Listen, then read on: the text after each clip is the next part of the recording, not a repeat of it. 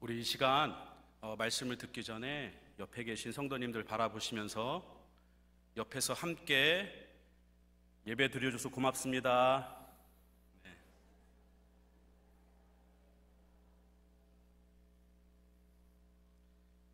뭔진 모르겠지만 미안하고 사랑합니다. 미안하고 사랑합니다. 저의 인생에 있어서 우리 찬양 가사처럼 가장 잘한 일 그리고 가장 복된 일은 하나님을 만난 것 그리고 예수님을 믿는 것이라고 저는 확신합니다. 제가 한참 방황하던 시절에 허무한 것 그리고 허무함 그리고 고독에 심취해 있었습니다. 하나님 없는 허무함이나 그 고독은 누가 말한 것처럼 죽음에 이르는 병이라고 할 만큼 인생을 철저하게 파괴시키는 것을 경험하였습니다.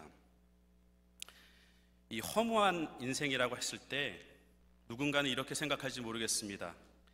나는 이 세상에 던져져서 홀로 사는 인생, 버려진 인생, 그리고 남루하고 비루한, 그리고 비린내 나는 인생이라고 표현할 수도 있겠습니다. 인생에 아무런 즐거움이 없고 삶의 의미도 찾을 수 없는 그런 단계까지 갔었습니다. 죽음 앞에 딱 다다랐을 때 저에 있던 마지막 소망까지도 다 사라지는 것을 느낄 수 있었습니다. 죽음에 다다랐을 때 누군가는 그 죽음을 맞닥뜨렸을 때 모든 소망이 사라져서 스스로 목숨을 마감하는 사람도 있겠지만 하나님의 은혜로 저는 여기까지 서 있게 되었습니다. 허무하고 목적 없는 인생에서 사는 것이 그냥 인생을 그냥 살아가는 것, 무슨 의미고 뭐고 따로 목적이고 생각할 것 없이 그냥 살아있는 것 자체가 전부였던 것입니다. 아주 자기중심적이었고 하나님도 그 누구도 다 부차적인 것이 되고 가치의 기준도 선악의 기준도 없이 그냥 하루하루 살아가는 것이 전부였습니다. 내가 전부였고 내 삶이 전부였습니다. 그러나 지금은 이렇게 기쁜 마음으로 또 하나님 말씀을 증거하며 이 자리에 서 있습니다. 비록 극단적인 허무주의나 허무함, 고독은 아니더라도 우리 모두는 하루하루를 살아가면서 고독이나 외로움을 느낍니다. 특별히 음악을 하는 사람들이나 예술을 하는 사람들, 문화인들, 그들의 화려한 무대와 또 경제적인 성공 뒤에 그들은 때로는 더 큰 공허함, 허무함을 느낄 때가 있습니다.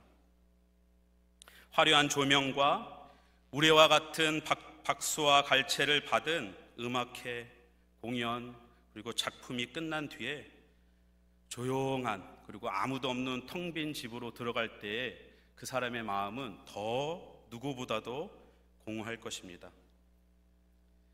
딱 집에 들어섰는데 때로는 가족들의 세상 시끄러운 집에 딱 들어갔는데 아무도 자기를 반겨주지 않고 자기는 피곤한 몸을 이끌고 집의 저쪽 구석에서 혼자 앉아있을 때 느끼는 그 외로움.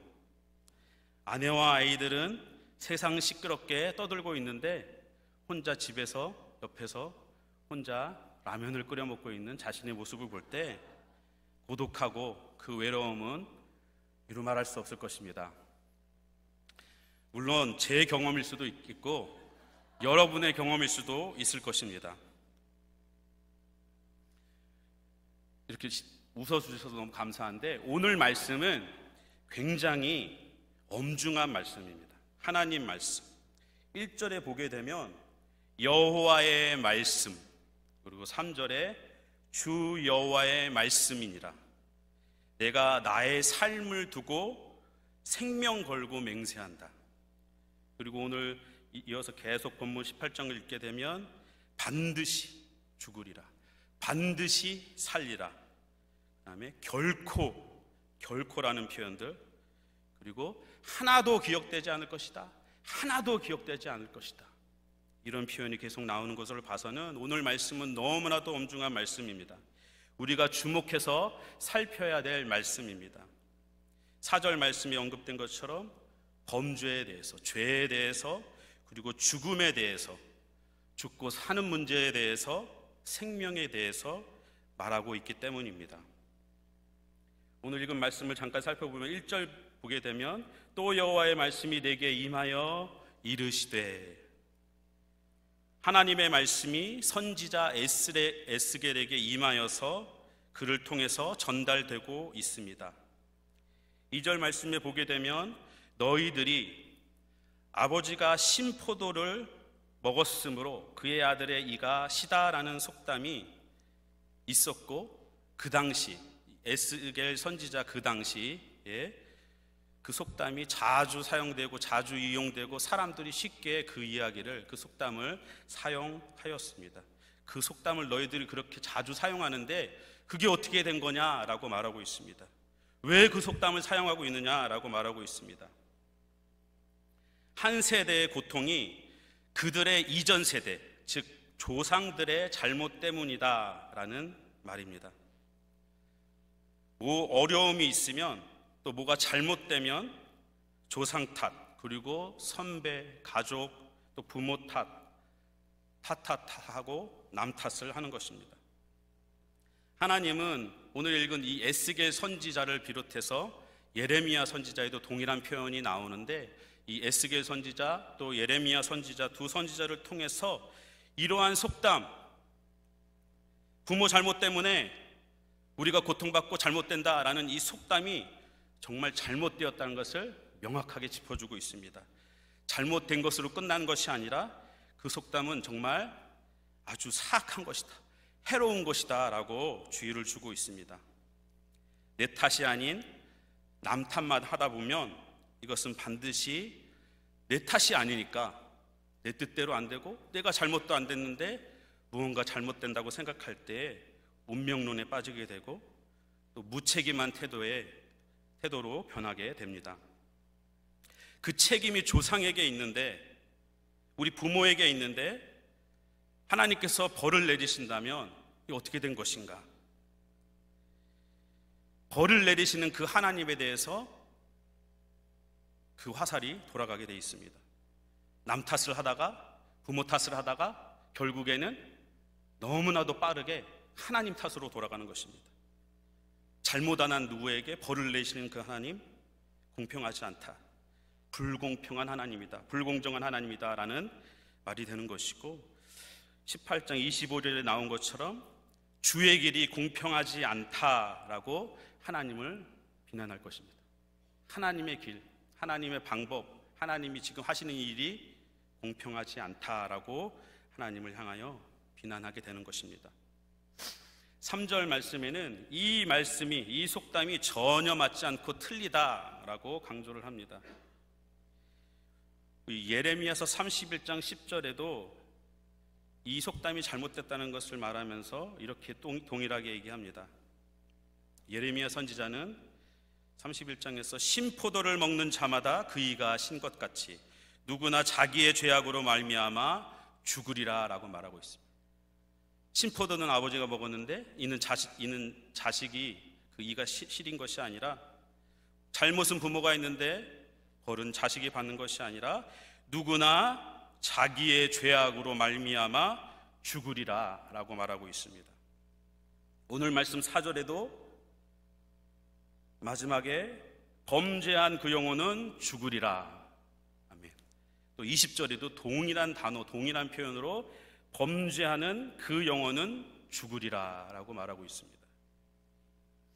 남 탓이 아니라, 다른 사람 때문이 아니라 너 죄 때문에, 범죄한 바로 너 자신 때문에 너가 죽는 것이다 라고 분명하게 선언하고 있습니다. 4절과 20절에 나온 것처럼 범죄한 그 영혼은 죽으리라. 모든 사람이 죽는다는 사실은 모든 사람의 범죄 사실, 모든 사람이 범죄하였다는 것을 반증하고 있습니다. 즉 죽음은 다른 남 탓이 아니라 자기 죄 때문에, 자기가 잘못한 것 때문에, 내 죄 때문에 있는 것입니다. 오늘 말씀 이렇게 정리가 되었는데요, 다 아는 말씀입니다. 신약 성경에서도 우리는 다 알고 있습니다. 모든 사람이 죽는 것을 명확히 하고 있습니다. 모든 사람이 한 번 죽는 것은 정하신 것이라고 분명히 말합니다. 또한 모든 사람이 죄를 범하였다고 말합니다. 다시 말해서 다 죽는데 모든 사람이 다 범죄했어. 그러니까 각 사람이 범죄하여서 죽게 되는 거야 라는 그 사실입니다. 여기에 계신 어느 누구도 죽음을 부인하지는 않습니다. 누구나 죽습니다. 대부분 다 인정하는데 내 죄 때문에 죽는다라는 사실은 잘 인정하지 않는 사람도 있고, 또 인정하기를 싫어하고 거부하는 사람도 있습니다. 하나님을 미워하고 하나님을 거부하는 것처럼, 복음을 받아들이지 않는 것처럼 내 죄 때문에 내가 죽는다, 각자의 자신의 죄 때문에 죽는다는 사실을 잘 받아들이지 않는 사람들도 있습니다. 정해진 죽음 앞에 죽음은 확실한데 이 죽음이 내 죄 때문이다 라고 고백할 수 있기를 소원합니다. 이렇게 인정하지 않으면, 자신의 죄 때문에 죽는다라는 사실을 인정하지 않게 되면 우리가 살아가면서 왜 죽는지를 이해하지 못하고 허무한 인생을 살게 됩니다. 왜 죽는지도 모르는 허무한 인생, 또 어떻게 해야 그 죽음을 극복할 수 있는지도 모르게 됩니다. 또 왜 살아야 하는지, 어떻게 살아야 하는지도 모르는 그러한 인생이 될 것입니다. 그러므로 오늘 말씀처럼 범죄하는 그 영혼은 죽으리라 라는 이 말씀이 우리 마음속 깊이 새겨지기를 원합니다. 죽음은 우리가 다 아는 것처럼 첫사람 아담의 범죄로 이 세상에 들어왔지만, 각자의 죽음은 자기의 죄악으로 말미암아 죽는 것입니다. 죄의 삭심인 것입니다. 자기 자신의 죄의 삭수로 죽는 것입니다. 예를 들어서 무엇으로 비유할까 생각하다가, 저희 아이들은 좋아하는 장난감이지만 저는 정말 싫어하는 장난감이 있습니다. 조그만 레고입니다. 큰 블럭의 레고도 아니고, 이제 좀 나이가 들면 조그만 레고가 있습니다. 조그만 레고가 엄청 많이 있습니다. 그래서 아이들이 각자 좋아하는 것을 만들고 블럭을 조립해서 이렇게 만드는 레고가 있습니다. 자기가 좋아하는 것을 막 만들다 보면 아이들이기 때문에 흘리기도 하고 정리가 제대로 안 됩니다. 그러다가 지나가다가 밟으면 어떻게 되죠? 너무 아픕니다. 레고가 얼마나 튼튼한지, 웬만한 장난감은 제가 밟으면 부서지는데 레고가 절대 부서지지 않습니다. 또 조금해서 너무나 아프고 피도 납니다. 발로 밟았을 때 피도 납니다. 그래서 예를 들어서 제가 제일 좋아하는 그 둘째 아들이 좋아합니다. 아들에게 얘기합니다. 너 절대 흘리면 안 되고 하나라도 없이 깔끔하게 치워 하고 아들에게 얘기를 합니다. 그런데 아들이 장난기가 발동했는지 깜빡했는지 레고를 툭툭 흘리면서 다닙니다. 아니면 놀다가 레고를 저쪽에다 치우지 않고 다닙니다. 그러면 아버지가 말한 명령을 누가 어겼습니까? 아들이 어겼습니다. 아들이 어겼고 범죄한 거죠. 아들이 범죄했습니다. 아버지의 말을 안 들었습니다. 범죄는 분명히 아버지와 한 약속을 깬 그 아들에게 있습니다. 그런데 그 범죄를 당하는 고통은 누가 당하죠? 아빠도 당하고 다른 아이들도 밟으면 피도 나고 다치고 그렇습니다. 범죄한 사람도 아버지에게 죄를 범했지만 그 범죄의 결과는 누구나 다 고통을 겪는 것입니다. 아빠도 겪고 자식도 겪는 것입니다. 그런데 성경에서 이렇게 얘기합니다. 그 레고를 모든 사람이 뿌리고 다닌다. 내가 지은 죄는 아닌 것 같은데 누군가 흘린 죄로 인해서 내가 아파합니다. 또 다른 사람은 내가 흘린 그 레고로 인해서 아픔, 고통을 겪습니다. 범죄한 것, 죄를 범한 것으로 인해서 세상은 어그러지고 세상은 고통 가운데 머물게 됩니다. 꼭 그 사람 범죄 때문에 그 고통이 있는 것은 아니지만, 또한 다른 사람도 자신이 지으지 않은 죄지만 다른 사람으로 인해서 어그러진 그 세상 속에서 고통을 겪고 아픔을 겪는 것입니다.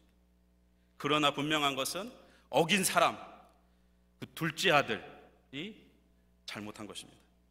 죄는 그에게 있지만 그 고통은 모든 사람이 느끼게 되는 것입니다. 모든 사람은 자기 죄로 말미암아 죽습니다. 잘못했으니까 아버지와의 관계가 너 말 안 들었어 하면서 관계가 틀어집니다. 그런데 성경은 말합니다. 모든 사람이 레고를 뿌리고 다닌다. 하나님과의 관계가 다 틀어지고 죽음에 이르는 것입니다. 그러나 자기가 죄를 지었던 안 지었던, 내가 고통받았을 때 이 고통은 반드시 내가 지은 죄 때문에 일어난 것은 아니지만, 다른 사람의 죄 때문에 아픔을 겪을 수도 있지만, 결국 하나님과의 관계가 틀어지고 죄를 범하고 죽음에 이르는 것은 각자 자신이 흘린 레고 때문에, 죄 때문에, 자신의 죄 때문에 죽는 것임을 꼭 기억해야 될 것입니다. 모든 사람은 자기 죄로 말미암아 죽습니다. 이 사실을 명확하게 알 때 부인하지 않고 거부하지 않고 내 죄 때문에 내가 죽는구나, 하나님과의 영적인 죽음이든 육체적인 죽음이든 그 결과가 오는구나 라고 고백해야 됩니다. 이 사실을 명확하게 해야만 하나님의 사랑이 더 명확하게 다가오는 것입니다. 내가 내 죄로 인해서 죽었기 때문에 하나님의 사랑이 더 명확하게 다가오는 것입니다. 우리가 인생이 유한한 것을 깨달을 때 오늘 하루 순간순간이 더 소중하고 귀하게 여겨지듯이, 죽음을 제대로 받아들이는 사람은 이 땅에서 사는 생명, 삶을 소중하게 여기고 그 삶을 정말 감사하며 기쁘게 살아갈 수 있는 것입니다. 마찬가지로 자신의 죄 때문에, 내 죄 때문에 내가 죽는다라는 사실을 분명히 하는 사람은 하나님의 사랑이 얼마나 큰지, 하나님의 사랑이 얼마나 구체적이고 얼마나 나에게 다가오는 크신 사랑인지를 다시 한번 깊이 깨닫게 되는 것입니다. 범죄하는 그 영혼은 죽을지라, 이 사실을 분명히 받아들이고 하나님의 사랑을 다시 한번 새롭게 바라보시는 우리 성도님들 되시길 바랍니다. 내가 죄인이고 그 죄 때문에 내가 죽는다라는 사실을 인정할 때 그 하나님의 사랑이 우리의 삶의 새로운 빛으로, 찬란한 빛으로 우리에게 다가올 것입니다. 하나님의 사랑은, 오늘 본문을 통해서 우리가 알 수 있는 하나님의 사랑은 참고 기다리시고 기회를 주시는 것입니다. 오늘 본문에 나타난 하나님의 사랑, 하나님은 참으시고 기다리시고 기회를 주십니다. 우리가 잘 아는 것처럼 고린도 사랑장, 고린도전서 13장에 보게 되면 사랑은 오래 참고 인내입니다. 하나님의 사랑이 오늘 본문에 나타난 것은 오래 참으시는, 기다리시는 하나님 사랑입니다. 여기서 4절에 범죄하는, 마지막에 범죄하는 그 영혼은 죽으리라. 여기서 범죄하는 그 영혼 할 때 이 단어는 범죄한다, 한 번 죄 짓고 한 번 죄 벌받고 이게 아니라 계속해서 범죄하는 자는, 계속해서 범죄하는 그 인생은 죽는다. 반드시 죽는다. 돌이키지 않고 계속해서 범죄하는 사람, 그 영혼은, 그 인생은 죽는다라고 말하고 있습니다. 히브리어로 한 네펫이 하우테트 히 타무트, 그 사람이 죽을 것이다. 돌이키지 않는 사람, 계속해서 하나님이 기회를 주시는데도 계속해서 범죄하는 그 사람은 반드시 죽는다라고 말하고 있습니다. 그 사람 반드시 죽는다. 돌이키지 않고 계속 범죄하는 자는 죽는다라고 말하고 있습니다. 다시 말해서 돌이키면 살 것이야 하고 하나님 기다리시고 기회를 주시는 것입니다. 여기에 있는 우리 모든 성도들, 하나님께서 기회를 주신 자들입니다. 하나님이 기회를 주실 때 돌이키시고 회개하시는 그 은혜가 있기를 소원합니다. 18장에 보게 되면 우리가 읽지는 않았지만 5절부터 그 분명한 예시를 계속 설명해 주고 있습니다. 5절부터 9절 말씀은 선한 사람이 있습니다. 선한 사람, 하나님 보시기에 합당한 삶을 살고 있는 사람 반드시 죽지 않는다라고 말하고 있습니다. 당연한 말 같죠. 의인은 반드시 살 것이다 라고 말하고 있습니다. 또 그 이어서 바로 그 반드시 살 수 있는 그 의인의 아들을 또 불러옵니다. 그 아들이 아버지 행실을 쫓지 않고 범죄를 행한다, 가증한 일을 행해야 된다, 그러면 반드시 죽는다라고 얘기하고 있습니다. 그 아들 가증한 일을 행하였은즉 반드시 죽으리라. 또 이어서 그 아들의 아들을 얘기합니다. 14절에서 18절 말씀. 그 아들은 범죄한 아버지를 따르지 않고 다시 돌이키면 반드시 살 것이고, 근데 그 아버지는 돌이키지 않았을 경우는 당연히 죽는다. 그러니까 돌이키면 살고 돌이키지 않으면 반드시 죽는다라는 말을 계속 이어서 하고 있습니다. 그런데 너희는 19절부터는 그런데 너희는 어찌해서 아버지의 죄를 아들이 담당하고 아들의 죄를 아버지가 담당한다고 하느냐. 자신의 죄가 아니라 부모 죄 때문에, 자식 때문에 그 죄를 담당한다고 말하고 있느냐라고 반문을 합니다. 그리고 21절부터 24절에는 돌이킴에 대해서 말하고 있습니다. 누구든지 아버지가 됐던 악한 아버지가 됐던 착한 아버지가 됐던 악한 아들이 됐던 착한 아들이 됐던 돌이킬 때 선한 일에서 악한 일을 돌이키면 반드시 죽을 거고, 악한 일에서 선한 일로 돌이키면 반드시 살 것이라고 이 돌이킴에 대해서 말하고 있습니다. 그러면서 25절에 내 길이 어찌 공평하지 않느냐라고 말하고 있습니다. 너희들 왜 내 길이 공평하지 않느냐고 말하냐? 내 길이 공평하지 않은 게 아니라 너의 길이 공평하지 않는지 돌아봐라 라고 말하고 있습니다. 하나님의 사랑은 우리에게 기회를 주십니다. 하나님께서 범죄하는 영혼마다, 범죄할 때마다 그때마다 하나님께서 당장 치신다면 이 자리에 성한 몸으로 앉아 계실 분은 없을 것입니다. 이 자리에 누가 와서 하나님 앞에 예배할 수 있으며 서 있을 수 있겠습니까? 그런데 사람들은 눈에 당장 보이지 않으니까 심판이 없나 착각합니다. 악인이 죽지 않고 심판을 받지 않는 것처럼 보입니다. 때로는 의인이 바로바로 징계를 받고 심판을 받는 것처럼 보입니다. 고통받고 쓰러지는 것처럼 보이기도 합니다. 그럴 때 사람들은 고민하기 시작합니다. 이 착한 사람은 누구 때문인가? 왜 그런가? 그러면서 다른 사람을 돌아보게 됩니다. 부모, 배우자, 자식, 친구, 친척, 다른 사람 탓을 하기 시작합니다. 이런 탓을 돌리는 것이 너무나도 흔했기 때문에 오늘 말씀 에스겔 선지자 시대 때 이런 속담이 너무나도 사람들 사이에 많았기 때문에 책망하고 있는 것입니다. 신포도는 조상들이 먹는데 그 아들들이 이가 시리다고 계속 말하고 있습니다. 조상들의 죄 때문에 지금 이스라엘 유다가 바벨론에 망하고 있다고 생각하는 것입니다. 부모 때문이야. 부모를 잘못 만났고 그 전에 조상들이 잘못을 해서 우리 지금 이 남유다가 지금 바벨론에게 망하고 있어라고 불평하고 불만을 갖고 있는 것입니다. 조상들은 죽고 죽은 사람은 말이 없는 것처럼 아무 말을 하지 않고 자신들은 살아있으니 입으로 탓을 하고 불평 불만을 내놓는 것입니다.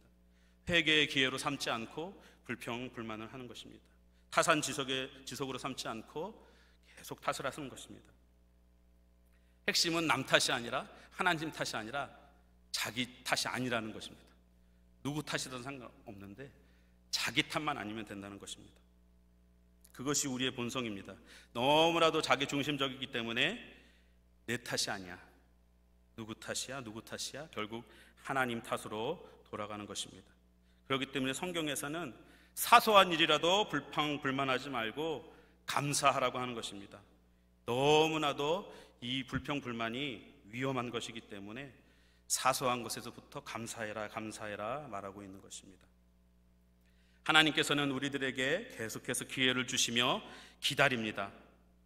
우리들의 불평과 시기의 마음이 하나님께로 향하기 전에 우리는 무조건 하나님 앞에 일단은 감사하고 봐야 됩니다. 하나님께 영광 돌리고 하나님께 감사하고 또 자신을 돌아보며 회개하는 기회로 삼아야 될 것입니다.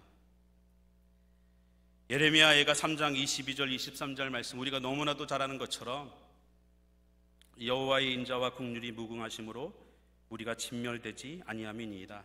이것들이 아침마다 새로우니 주의 성실이 크시도소이다. 심판에 앞서서 예수님을 믿을 기회를 주십니다. 기회 주실 때 돌이키시고 예수님을 잘 믿을 수 있는 우리 성도들이 되기를 원합니다.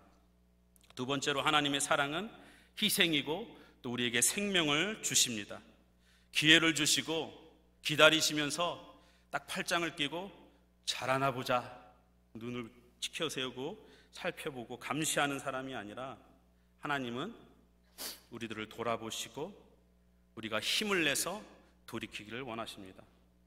성경은 분명 각 사람의 행위대로 심판받을 것이라고 말합니다. 이 말씀 앞에 우리들은 이사야의 고백과 같이, 또 사도 바울의 고백과 같이, 오라 나는 공고한 사람이다, 또 오라 나는 망하게 되었도다 라고 고백하는 것이 당연할 것입니다. 행위대로 심판할 때 기회는 주셨는데 여전히 하나님이 행위대로 심판하신다고 했을 때 어느 누구도 하나님 앞에 설 자가 없을 것입니다. 나는 죽었다, 나는 공고해졌다, 나는 망했다라고 고백할 수밖에 없을 것입니다.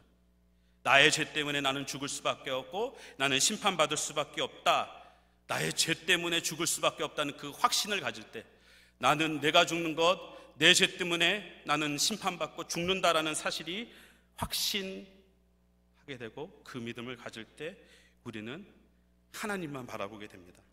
조금이라도 나에게 의가 있고 조금이라도 내 죄가 아닌 것 때문에 내가 심판받는다고 생각했을 때가 아니라 나 때문이야, 내 죄 때문에 심판받는다, 죽는다라는 확신일 때 오직 하나님만 바라보게 되고 주님밖에 없음을 고백하게 되는 것입니다. 하나님은 우리의 심판받으심, 고난받으심, 또 넘어지는 것을 결코 기뻐하지 않는다고 말합니다. 4절 말씀에 보게 되면 모든 영혼은 내게 속했다. 아버지의 영혼도 내게 속했고 자식의 영혼도, 여기서 영혼이라는 것은 인생이라고 표현하면 좋을 것 같습니다. 아버지라는 그 사람, 그 아버지라는 인생도 내 것이고 자식이라는 사람, 자식의 인생도 내 것이다. 모든 인생이 내 것인데 내가 어찌 범죄하여서 심판을 앞두고 있는 심판받는 자를 기뻐할 수 있겠느냐라고 말하고 있습니다. 다 내게 속했다라고 말하고 있습니다. 18장 23절에 보게 되면 주 여호와의 말씀이니라, 내가 어찌 악인이 죽는 것을 조금인들 기뻐하랴, 그가 돌이켜 그 길에서 떠나 사는 것을 어찌 기뻐하지 않겠느냐. 돌이키지 않는 것 기뻐하지 않는다. 돌이킬 때 내가 왜 기뻐하지 않겠어? 너무나도 기뻐하는 거다, 내가 원하는 거다 라고 말하고 있습니다. 하나님께서 각자의 사람이 자기 죄 때문에 죽을 수밖에 없는 것을 딱 인정하는 상황이 됐을 때 우리는 그 하나님의 사랑, 하나님의 희생, 생명을 주신 그 하나님의 사랑에 대해서 어떤 고백을 할 수 있냐면, 우리 사도 바울의 고백과 같이 나를 사랑하사 나를 위하여 자기 몸을 버리신 그 하나님의 사랑을 고백할 수 있을 것입니다. 그냥 막연하게 우리의 죄를 위해서 죽으셨어, 또 우리의 모든 것을 덮으셨어가 아니라 나를 사랑하사 나의 죄를 위하여 자기 몸을 버리신 그 예수님을, 그분의 희생을, 그분의 죽음을, 그분이 생명 주심을 우리가 확신할 수 있을 것입니다. 그냥 모든 사람을 위하여 죽으신 예수님, 세상 죄를 지신 예수님, 막연한 것이 아니라 내 죄 때문에, 내가 어제 지은 죄 때문에, 오늘 내가 지은 죄 때문에, 내가 가정에서, 직장에서, 교회에서 지은 죄 때문에 하나님이 죽으셨다는 그 사실을 날마다 기억하시고 그분의 희생과 생명 주심을 늘 기억했으면 좋겠습니다. 또 세 번째로 하나님의 사랑은 용납하시고 들어주시고 또 용서하시는 것입니다. 용서하는 마음을 하나님이 보여주신 것입니다. 이 정도 되면, 자기 죄 때문에 죽을 수밖에 없는 사람이 이렇게 가득하면, 또 그것이 부모였다면 꾸중하고 천벌을 내려도 모자를 판에 하나님께서는 이야기하십니다. 너희들이 자꾸 주의 길이 공평하지 않다고 말하는데 내가 공평하지 않은 게 아니라 너희의 길이, 너희가 공평하지 않은 것이 아니냐라고 아까 읽은 말씀, 그 말씀이 있는 것입니다. 내 길이 공평하지 않은 것이 아니라 너의 길이 공평한 것이 아니냐라고 물어보십니다. 한번 들어보자, 한번 이야기해봐 라고 다가오는 것입니다. 다짜고짜 그냥 꾸중하고 너가 잘못했어, 나는 하나님이고 너는 죄인이고 너는 사람이고 피조물인데 어떻게 하고 당장이라도 천벌을 내릴 수 있겠지만, 하나님께서는 이야기하십니다. 내가 잘못된 것 같아? 너가 잘못된 거 아니니? 라고 기회를 주시고 하나님께서 들어주십니다. 얘기해봐. 너가 잘못한 것 아니니? 라고 말씀하십니다. 또 그런 마음, 이런 마음을 가지고 나아갈 때 하나님, 제가 잘못했습니다 라고 얘기할 때 또 나에게는 소망이 없습니다. 내가 잘할 수 있는 힘이 없습니다. 능력이 없습니다.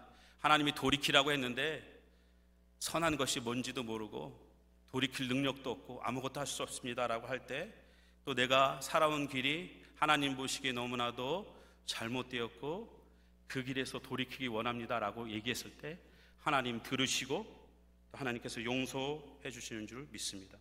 우리가 잘 아는 것처럼 요한일서 1장 9절 말씀처럼 그분께서 우리의 죄를 사하시며 모든 불의에서 깨끗게 하시는 줄 믿습니다. 고백할 때 하나님께서 들으시고 용서하시는 줄로 믿습니다. 하나님의 사랑은 일방적이고 무섭고 꾸중하고 천벌을 내리는 그쪽에서가 아니라 들으시고 용서하신 하나님인 줄로 믿습니다. 우리가 아까 읽은 예레미야서 31장 30절에 똑같은 표현이 나온다 했습니다.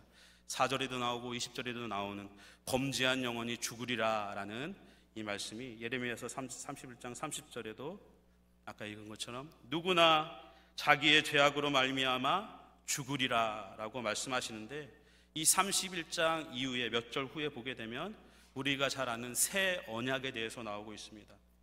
31장 34절의 말씀 보게 되면 내가 그들의 악행을 사하고 다시는 그 죄를 기억하지 아니하리라 라고 말하고 있습니다. 새 언약 안에서 예수님 안에서 십자가의 능력 안에서 용서하신다고 말하고 있습니다. 믿는 자에게 주시는 하나님의 용서인 것입니다. 믿는 자에게 주시는 하나님의 생명인 것입니다. 책망하고 혼내는 것에 목적이 있는 것이 아니라 돌이키고 기회 줄 때 돌이키고 그 예수님의 희생과 사랑을 믿고 십자가의 사랑을 믿음으로 주님 앞에 나아갈 때 고백할 때 믿음으로 나아갈 때 하나님께서 용서하여 주실 줄로 믿습니다. 32절 말씀에 보게 되면 너희는 스스로 돌이키고 살지니라 라고 말하고 있습니다. 하나님께서는 우리가 살길 원하십니다. 하나님이 기회 주실 때 또 믿음 주실 때 하나님 앞에 믿음으로 나아가는 우리 성도님들 되시길 소원합니다. 우리 정해진 죽음 앞에 그리고 그 죽음이 다른 사람의 잘못이 아니라 내 죄 때문에 나 때문에 죽을 수밖에 없다는 그 사실을 우리는 확신하며 살아갈 때 우리는 왜 죽는지 알 수 있습니다. 내 죄 때문에. 그리고 어떻게 해야 그 죽음을 극복하는지 압니다. 예수님을 믿고 십자가 앞에 나아가야 합니다. 또 왜 살아야 하는지 어떻게 살아야 하는지도 우리는 알게 됩니다. 받은 사랑대로 그 사랑 기억하면서 그 사랑 안에 머물며 살아야 될 줄로 믿습니다. 하나님의 사랑은 나 같은 죄인을 참고 기다려 주십니다. 하나님의 사랑은 우리를 위해서 희생하시고 우리에게 생명을 주셨습니다. 하나님의 사랑은 끝까지 들으시고 하나님 앞에 나오는 자를 용서하시는 그 용서입니다. 예수님 때문에 그리고 하나님 사랑 때문에 감사와 기쁨이 넘치는 우리 성도님들 되시기를 소원합니다. 죽음 앞에 허무한 인생이 아니라 찬란히 빛나는 값진 인생, 예수님의 핏값에 보혈의 값에 걸맞는 인생이 되시기를 소원합니다. 하나님의 사랑을 기억하면서 인내하고 또 희생하며 용서하는 삶을 살고 서로 사랑하며 격려하는 우리 모든 성도님들 되시기를 소원합니다.